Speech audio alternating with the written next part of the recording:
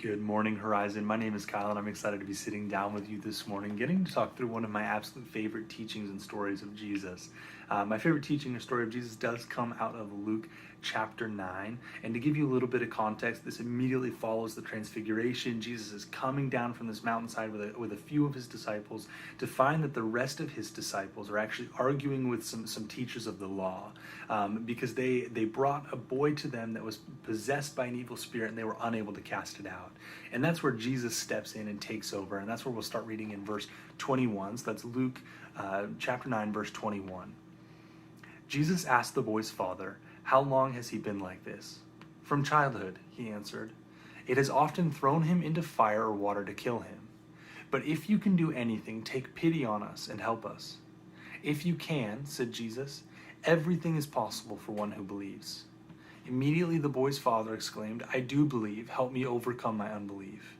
When Jesus saw that a crowd was running in the scene, he rebuked the impure spirit. "You deaf and mute spirit," he said, "I command you to come out of him and never enter him again." The spirit shrieked, convulsed him violently, and came out. The boy looked so much like a corpse that many said, "He's dead." But Jesus took him by the hand and lifted him to his feet, and he stood up. After Jesus had gone indoors, his disciples asked him privately, "Why couldn't we drive it out?" He replied, "This kind can only come out by prayer." One of the reasons that I love this passage is that the Lord has revealed to me in different seasons of my life different things, and I've understood different portions of the story.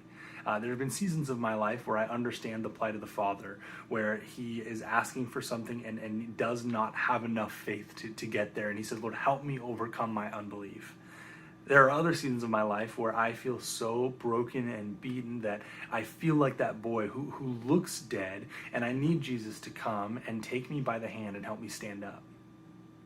This season of my life is a little different. In the craziness of everything that's going on in the world, I understand the plight of the disciples who are doing all that they can to change the world and to help the people around them and to support the people that are brought before them, and they're not able to. They try to cast out this evil spirit. They try to cast it, and they're not able to, and there are people berating them because of it, and they don't really know what to do. And Jesus comes and casts out the demon and teaches them a really important lesson. In life, there are going to be a lot of things that we're going to try to do. There are going to be a lot of moments that we think we can solve the problem, a lot of moments that we're going to try. And we're going to try for probably too long. Jesus teaches us in this scripture, in this passage, stop, take a moment, and pray.